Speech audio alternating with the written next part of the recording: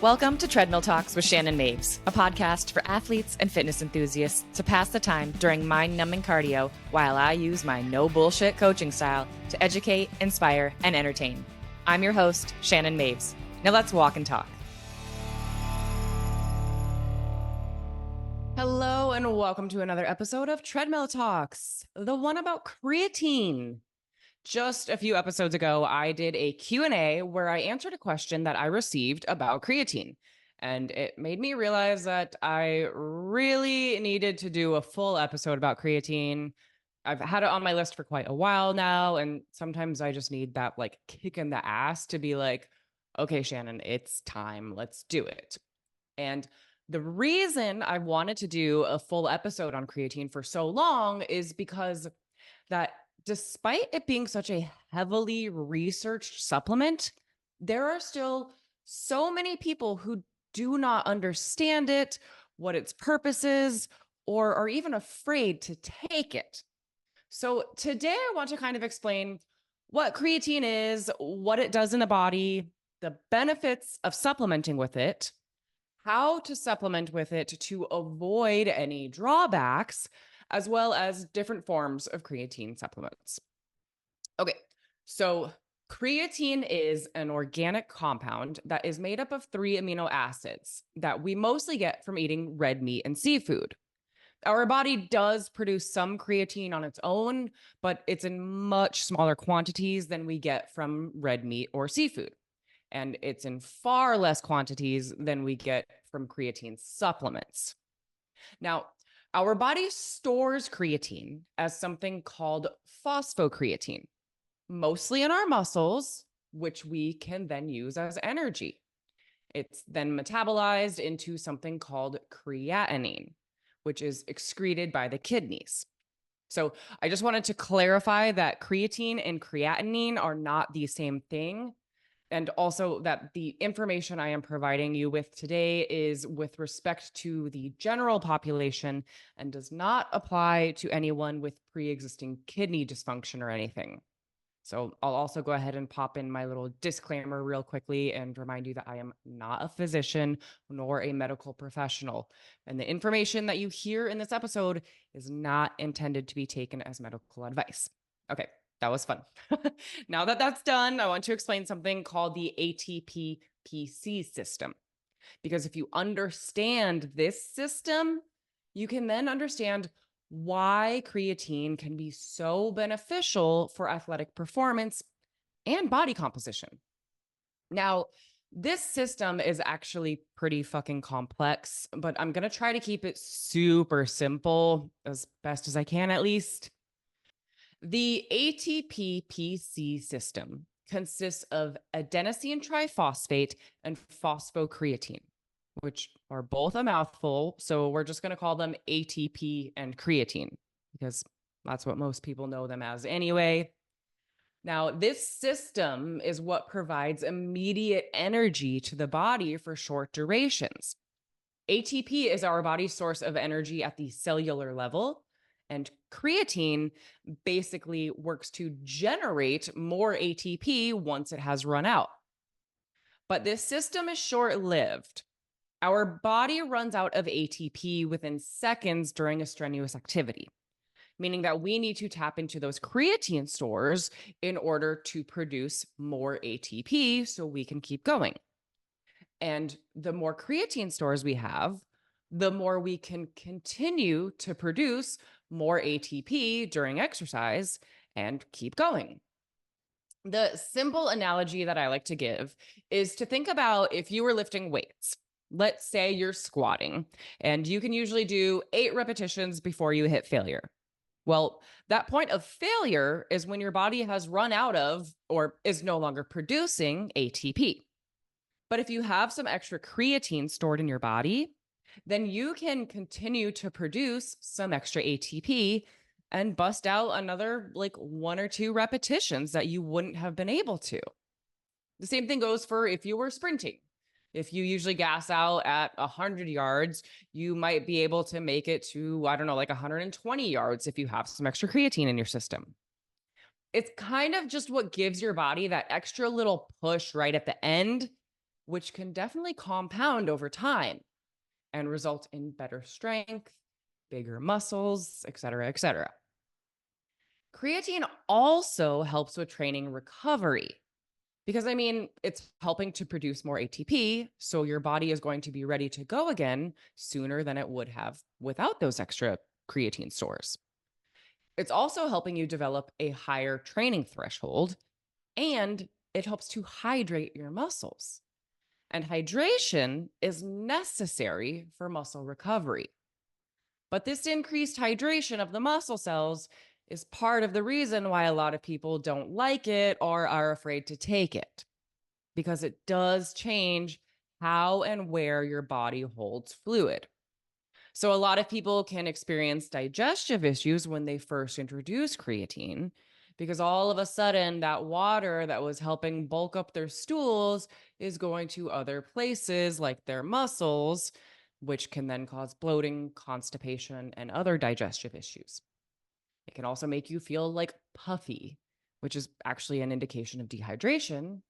So it is important to hydrate even more so when taking creatine to make sure that your entire body is getting enough fluid. Some people are also fearful of taking creatine, especially if they are in a fat loss phase, because the excess fluid being stored can cause the number on the scale to increase. But you have to understand that this increase in scale weight is not due to an increase in body fat. It is literally only because your muscles are holding more water. And that extra water in your muscles is what is going to help them look firm. That extra water is going to help you get a better pump in the gym. You just need to make sure that you hydrate enough to mitigate the potential digestive issues and subcutaneous water retention. Creatine can honestly be such a beneficial supplement for so many people. It has been heavily studied and proven safe for healthy individuals time and time again. But what I think is super fucking cool is some of the newer research that is coming out about creatine. If you recall, I said that we mostly store creatine in our muscles, but not all, because we also store creatine in our brain. And there is research coming out right now about the cognitive benefits of creatine. Studies are showing that it can not only improve the performance of cognitive tasks, but also memory. I believe it's still speculative, but I know they're starting to study creatine's links to things like Alzheimer's. Fucking Alzheimer's.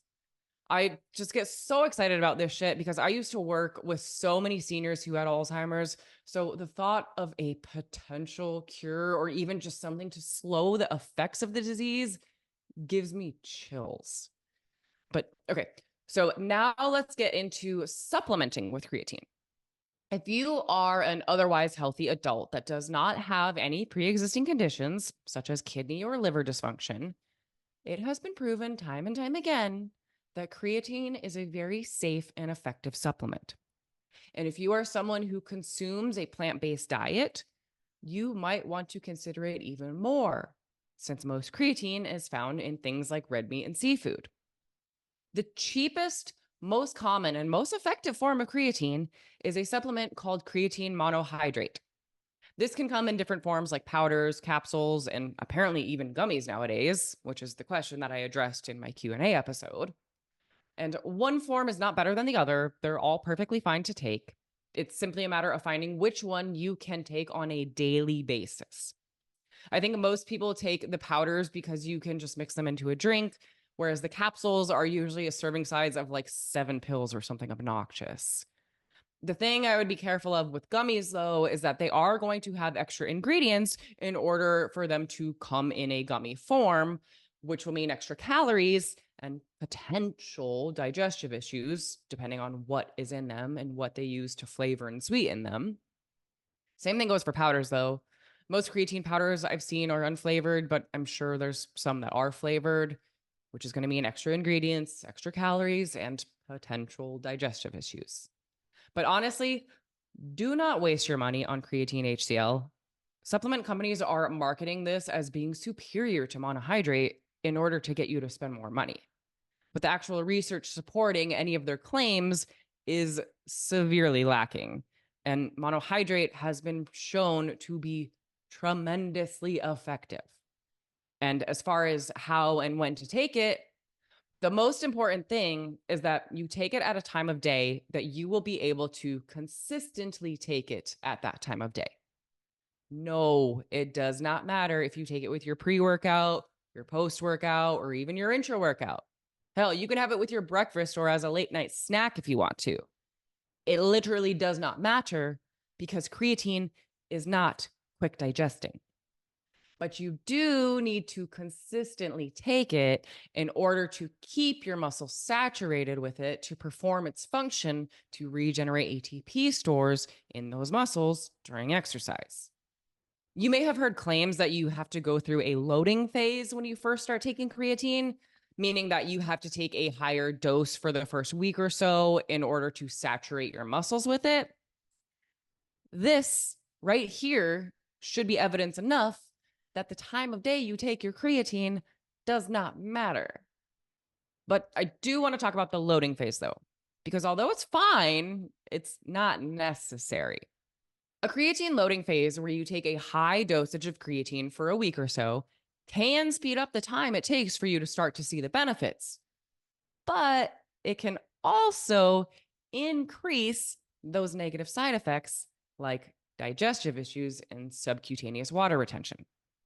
So if you're cool with being patient, I would recommend just taking the usual 3 to 5 grams of creatine on a daily basis and waiting a bit longer to allow your muscles to become saturated so as to avoid the negative effects that a loading phase can have. Lastly, when it comes to competitors, a lot of people will argue whether or not you need to eliminate or keep creatine in during prep or peak week, to which I truly believe it all just depends on the athlete. If you are someone who tends to hold more subcutaneous water or have digestive issues from powders or supplements in general, then you might want to consider eliminating creatine. But if you digest everything fine, you don't have issues with water retention, and you could benefit from your muscles looking fuller, then I'd recommend keeping it in. I also want to finish by reminding you that supplements should be supplemental. They are the sprinkles on top of the icing on top of the cake. You need to have your training and your nutrition dialed in pretty well in order to really notice any benefits of taking creatine. Adding creatine to your daily routine is not going to be this magical ergogenic aid that all of a sudden takes you from 0 to hero. Even if you are training consistently with intensity and intention, and your nutrition is on point, creatine is still only going to be that extra 1%. But that extra 1% does compound over time. Oh, and creatine is not a fucking steroid. Good Lord. If creatine had these same effects as steroids, I don't know, people probably wouldn't be taking fucking steroids anymore. It's not going to get you jacked overnight. I promise. That shit doesn't happen by accident, even if you are taking steroids. So I hope this episode helped you understand creatine a little bit better, maybe even not fear it so much. And if you enjoyed this episode as much as I enjoyed recording this episode, please, please, please give it a rating or review so that we can get it bumped up on the podcast platforms, or share it to your social media for others to see. I swear those little things help me out so much more than you might realize, and I appreciate the crap out of them. So definitely tag me when you share so that I can give you a shout out right back. And if you're interested in having me as your coach, I've included a link in the show notes to apply to work with me. Thank you for listening to Treadmill Talks. If this episode taught you something, lit a fire under your ass, or at least helped you forget how long you've been walking in place, please leave a review or take a screenshot to share on your social media. Don't forget to tag me at Shannon Maves so I can give you some love right back. And thanks again for listening to my Treadmill Talk.